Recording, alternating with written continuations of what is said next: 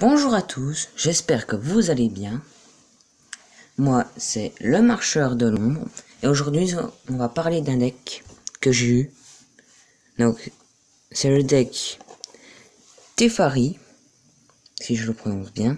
Donc, c'est un deck Magic que j'ai eu il n'y a pas si longtemps. Donc, je me suis pas spoilé. Donc, du coup, on va regarder. Une île, encore des îles, encore des îles, encore des îles, encore des îles. Voilà. Donc, option éphémère. Regardez la carte au-dessus de votre deck, de votre bibliothèque, excusez-moi. Vous pouvez la mettre au-dessus de votre bibliothèque. Piochez une carte. C'est bien.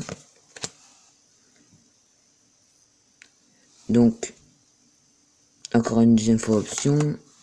Encore une deuxième fois option.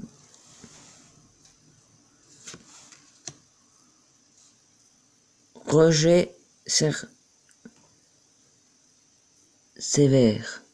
Renvoyez une créature cible ou un enchantement ciblé qu'un adversaire contrôle dans la main de son propriétaire. Manteau marin, je l'ai eu dans mes boosters de le trône d'Eltren. Je l'avais eu. Donc, artefact équipement. La créature équipée gagne +2/+1 à chaque fois que vous piochez votre deuxième carte. À chaque tour, attachez le manteau des marées à une créature ciblée que vous contrôlez. Équipement 3. Attachez à la créature ciblée que vous contrôlez, n'attachez l'équipement que lorsque vous pourriez lancer un rituel.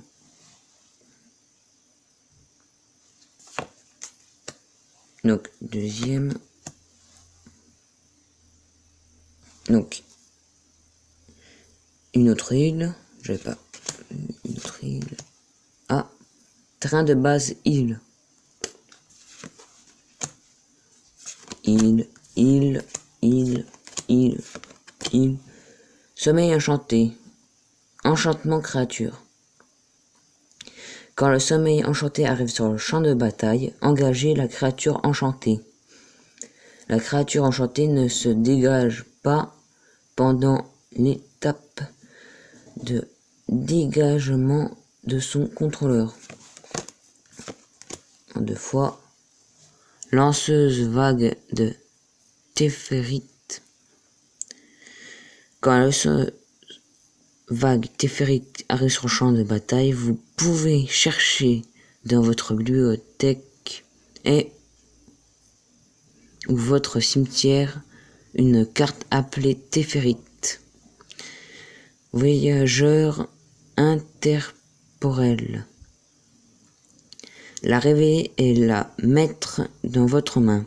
Si vous cherchez dans votre bibliothèque de cette manière, mélangez-la. Ouais.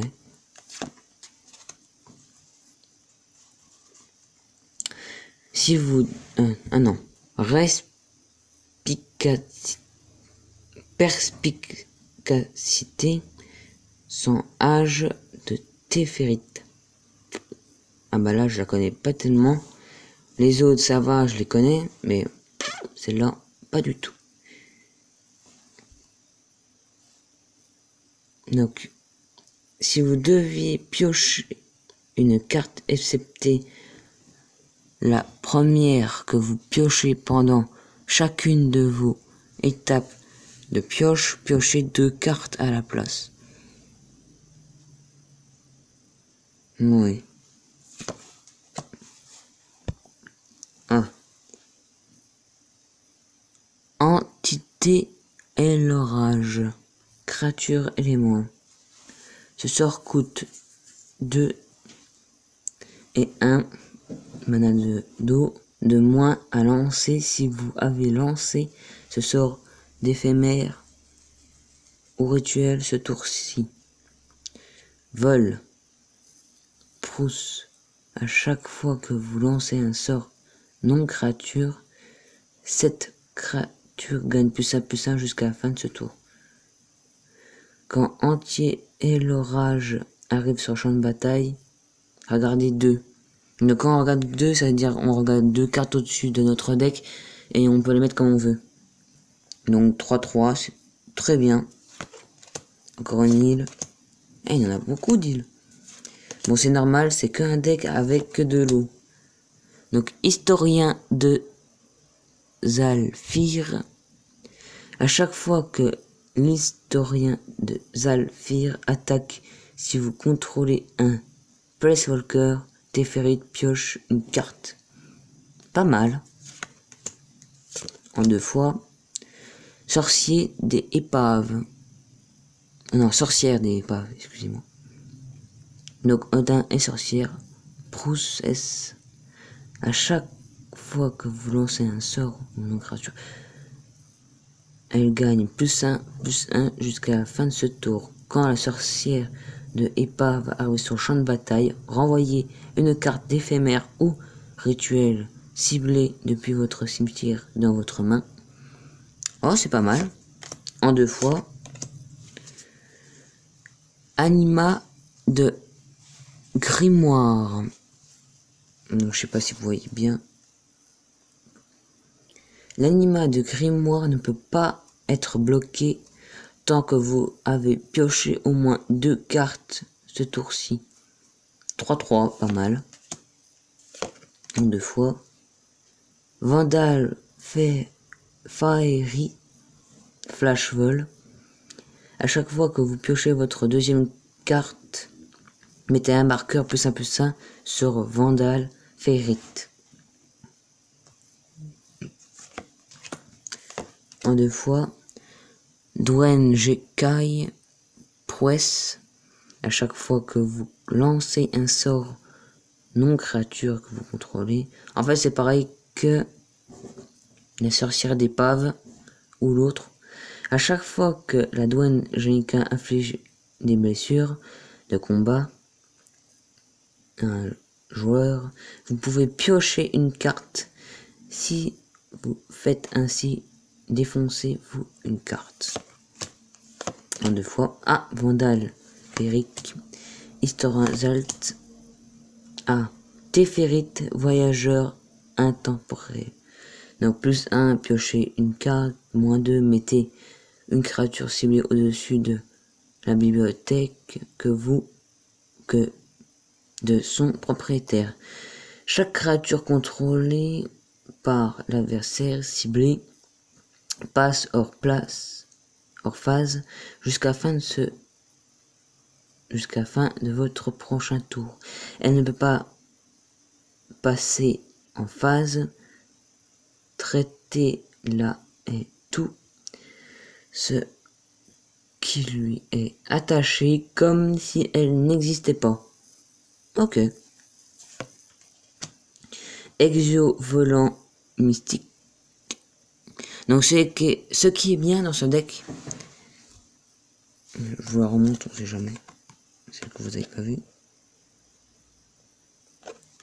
Donc ce qui est bien dans ce deck, c'est que tous les monstres coûtent pas trop cher et qu'ils ont tout le temps de 3 ou 4.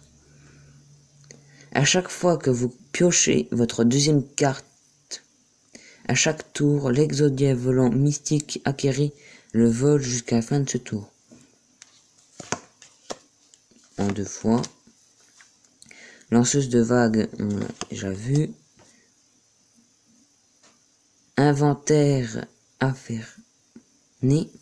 Piocher une carte, puis piocher un nombre de cartes égal au nombre de cartes appelées inventaire inferné dans votre cimetière.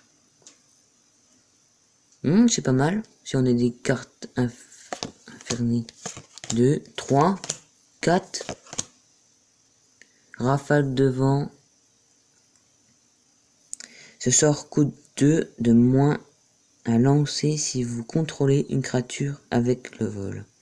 Renvoyez un permanent non terrain ciblé que vous ne contrôlez pas dans la main de son propriétaire. Piochez une carte.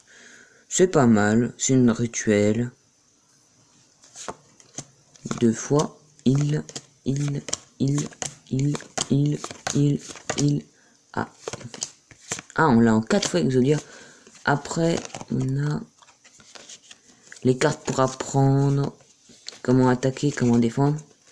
Ah oui, j'avais oublié de vous dire. Non, pas mercredi, jeudi, je vous montrerai comment on joue à Magic. Si vous voulez. Ou peut-être pas mercredi. Soit mercredi, soit jeudi. Ou soit vendredi. Enfin, ça dépend si j'ai le temps ou pas. Donc je le ferai si vous le mettez sous la description. Donc mettre Tom, je voudrais bien que tu nous montres comment jouer à Magic. Ou en mettant des pouces bleus, je le ferai. Ou sinon, si vous êtes abonné. Donc j'espère que vous aimez ce deck et que ça vous a plu.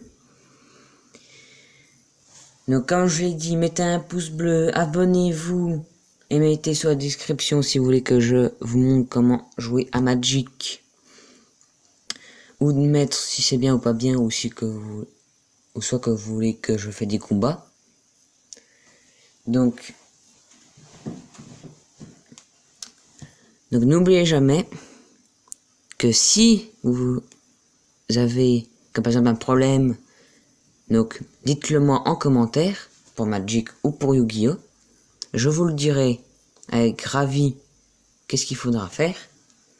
Comme par exemple, si on pose un trou noir et qu'après on utilise une carte pour annuler le trou noir comme vigilance de champion et qu'on fait une carte pour chaîner,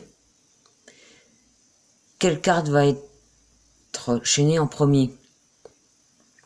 Ou comme par exemple, si vous attaquez avec un monstre, que vous faites une carte magique et que votre adversaire fait une carte piège permettant de détruire le monstre, qu'est-ce